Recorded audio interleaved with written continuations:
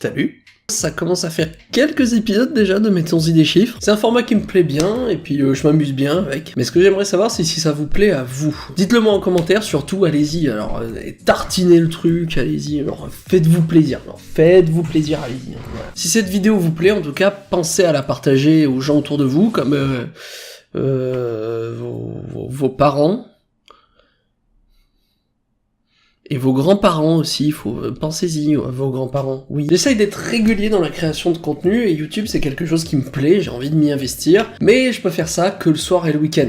Donc il faut que je fasse un peu le tri entre ce qui vous plaît, ce qui me plaît, et voilà. J'aimerais avoir votre avis là-dessus. Autre info, je vais commencer à faire un nouveau format, alors je donne pas de date précise pour sa sortie, parce que c'est pas encore très clair dans ma tête, mais ça parlera de jeux de rôle, donc ça arrivera bientôt. Et ben maintenant je vous laisse avec la vidéo, et puis je vous dis à plus, et amusez-vous bien. Bon, j'ai déjà parlé sur cette chaîne que le changement climatique allait mettre fin à l'humanité, et qu'on était tous dans la merde et que c'était foutu. Mais ne vous inquiétez pas surtout, y a pas que le changement climatique qui peut mettre fin à l'humanité. En France, on est tout doucement en train de sortir du froid, des pulls moches, des nez qui coulent... C'est l'hiver, votre présage, c'est tout, ça vaut pas le coup d'en discuter pendant 3 mois. Exactement. Dans l'épisode d'aujourd'hui, on va parler des maladies et plus particulièrement des bactéries. On estime le nombre d'espèces bactériennes entre 100 et 1000 milliards, et que le nombre total de bactéries présentes sur Terre serait de 5 millions de trillions de trillions. C'est un 5 avec 30 zéros derrière. Toutes les bactéries ne sont pas nécessairement nocives pour l'homme. D'ailleurs, le corps humain est constitué de bactéries, et elles jouent un rôle essentiel dans des tas de processus biologiques, comme la digestion, la régénération cellulaire, ou plein d'autres aspects encore. Mais comme cette vidéo est placée sous le signe des jours sans lendemain, eh bien nous allons parler des bactéries pathogènes pour l'être humain. Donc si vous le voulez bien, mettons-y des chiffres.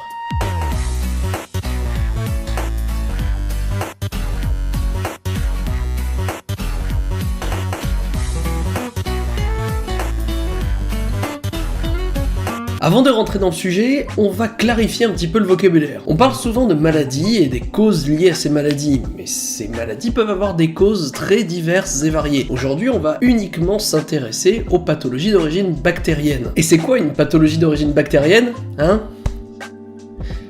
C'est une question rhétorique, faut couper là, parce que la vidéo elle va être longue. Déjà, il faut bien définir ce qu'est une bactérie, et pour ça on va s'intéresser aux autres objets microscopiques avec lesquels elle est souvent confondue. Pour rester dans le domaine des pathologies, si on parle de pathologies causées par des organismes extérieurs à notre corps, on retient souvent 3 grandes catégories: les parasites, les virus et les bactéries. Ce n'est pas une liste exhaustive, et je ne rentrerai pas dans les détails de chaque catégorie parce qu'il y en a énormément. Commençons par les parasites. C'est un être pluricellulaire, donc comme vous et moi, et qui va venir se fixer sur un hôte comme vous et moi du coup. Son activité est parasitique, c'est-à-dire que pour survivre, il a besoin d'exploiter un hôte et d'exploiter quelque chose provenant de son hôte. Un exemple classique d'une infection parasitique, c'est le ténia, aussi appelé le ver solitaire, qui se fixe sur la paroi intestinale de l'être humain et qui se transmet généralement par la viande de porc. Une fois adulte, il peut atteindre une taille raisonnable d'une dizaine de mètres.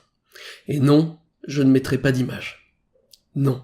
Vraiment. Ce qui est intéressant avec le parasite comme le ténia, c'est qu'il passe par plusieurs hôtes avant d'arriver à son hôte final, l'être humain. On appelle ça un passage par hôte intermédiaire avant d'arriver à l'hôte final. Alors ensuite, j'ai parlé de quoi, moi ? Les virus. On en connaît notamment beaucoup, et surtout grâce à la grippe, on en chope chaque année. Eh bien, à la différence de tout ce qui est présenté dans cette liste, un virus n'est pas à proprement parler un organisme vivant. Ce qui est assez troublant puisqu'il contient de l'ARN, de l'information encodée génétiquement qu'il va transmettre dans un hôte pour que cet hôte reproduise cette information, le détruisant et propageant encore plus de virus, trouvant d'autres hôtes, enfin vous avez saisi le truc quoi. Le virus a aussi une activité parasitique dans le sens où il a besoin d'un hôte pour se développer, mais ce n'est pas à proprement parler un organisme vivant. Et les bactéries dans tout ça. Comme je l'ai dit auparavant, je ne vais pas rentrer dans tous les détails parce qu'il faudrait des centaines de vidéos et des centaines d'heures pour parler ne serait-ce que de toutes les bactéries et de tous leurs mécanismes de survie. Une bactérie est un organisme vivant constitué d'une seule cellule. Cette cellule possède une membrane qui protège le matériel génétique et fonctionnel de la bactérie. Il y a 2 choses importantes pour la survie d'une bactérie. Elle a besoin d'un milieu nutritionnel et sain pour elle, cela peut être un milieu qui contient des éléments nutritifs ou un environnement à la bonne température, et ensuite elle forme une colonie par division cellulaire. Une fois qu'elle a assez grandi, elle va se diviser en 2 bactéries qui elles-mêmes, une fois qu'elles seront seront développées se diviseront à nouveau, construisant ainsi une colonie. C'est pas le seul mode de reproduction bactérienne qui existe, mais c'est celui qu'on va retenir pour cette vidéo. Avec ce procédé de division cellulaire, une colonie bactérienne peut atteindre une très grande population très rapidement. On va se baser sur une bactérie au nom aussi connu que difficile à prononcer,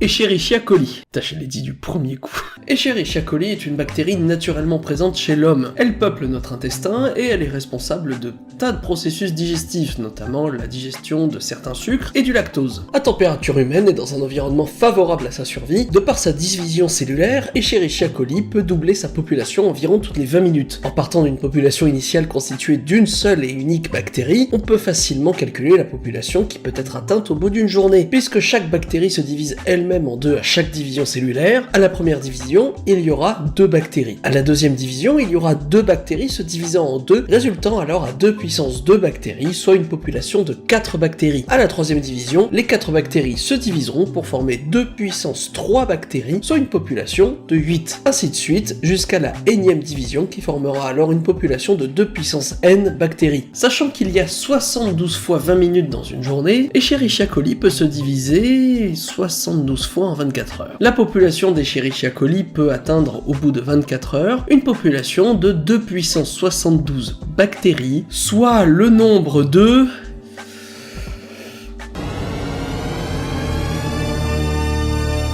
Ce que je viens d'énoncer est à tempérer tout de même, puisque la population bactérienne a tendance à se stabiliser toujours autour d'un nombre maximum d'individus, tout simplement à cause de disponibilité des ressources nutritives, ou tout simplement parce que toutes les bactéries ne se divisent pas non plus. Mais le calcul précédent permet de se rendre compte d'une chose. Une bactérie se multiplie donc en très grand nombre, et à chaque division qu'elle opère, eh bien ces gènes vont pouvoir s'altérer, un peu comme nous, entraînant alors des mutations, modifiant certaines caractéristiques de la bactérie. Pour rester sur l'exemple d'Escherichia coli, je l'ai dit du premier coup, eh bien elle est certes responsable d'une partie des fonctions digestives, mais elle est aussi responsable de la gastro-entérite. La différence entre une Escherichia coli pathogène et une non pathogène, eh bien c'est la différence de mutation et de gènes qu'elles vont avoir entre ces deux colonies-là. Pour combattre des bactéries pathogènes, on a recours à des antibiotiques, le premier véritablement qualifié en tant que tel étant la pénicilline, découvert par Alexander Fleming. L'action d'un antibiotique va être de détruire les bactéries qui se trouvent dans son champ d'action. Pour revenir sur l'exemple de la pénicilline, elle ne cible pas une bactérie en particulier, mais plutôt une classe de bactéries possédant une caractéristique particulière. Ce qui fait que pour traiter une bactérie pathogène, la pénicilline s'attaque à plusieurs types de bactéries pathogènes et non pathogènes. Ça revient en quelque sorte à bombarder 100 000 personnes parce que on pense qu'il y a 3 individus mal intentionnés parmi la foule. Sauf qu'il y a un twist à l'histoire.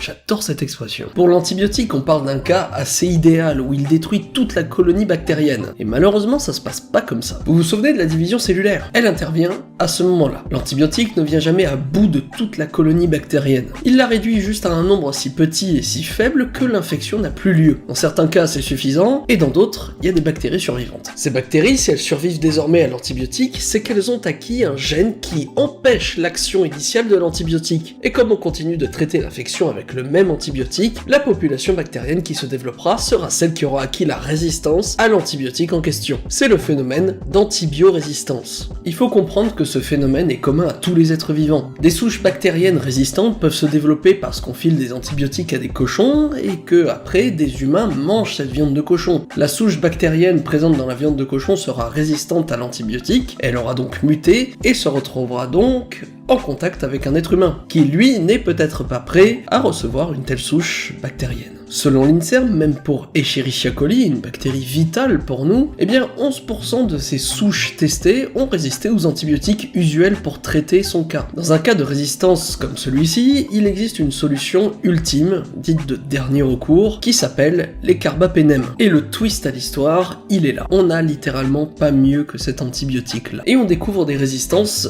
à ces antibiotiques-là chez des souches bactériennes comme Pseudomonas aeruginosa, une bactérie retrouvée chez des patients atteints de mucoviscidose par exemple. Le phénomène n'a pas été recensé en France, mais des cas ont pu être identifiés par exemple à Chypre, en Grèce ou en Inde ou encore aux États-Unis. Des pays qui ont soit des problèmes sanitaires critiques, soit une utilisation assez intensive des antibiotiques. Si vous voulez en savoir plus là-dessus, je vous conseille la vidéo de l'INSERM sur le sujet qui est disponible en description. Il y a des voies envisageables pour s'affranchir des antibiotiques. Par exemple, la phagothérapie, qui permet d'utiliser des phages, des sortes de virus capables de cibler précisément des bactéries, mais ce sont des voies qui sont malheureusement encore très peu exploitées. Continuez de bien vous soigner, d'aller voir des médecins qui peuvent vous renseigner là-dessus, et surtout, souvenez-vous, les antibiotiques, c'est pas automatique. Fallait bien que je la fasse cette blague. Dans tous les cas, si on vous parle de bactéries et de résistance aux antibiotiques, n'oubliez pas, mettez-y des chiffres.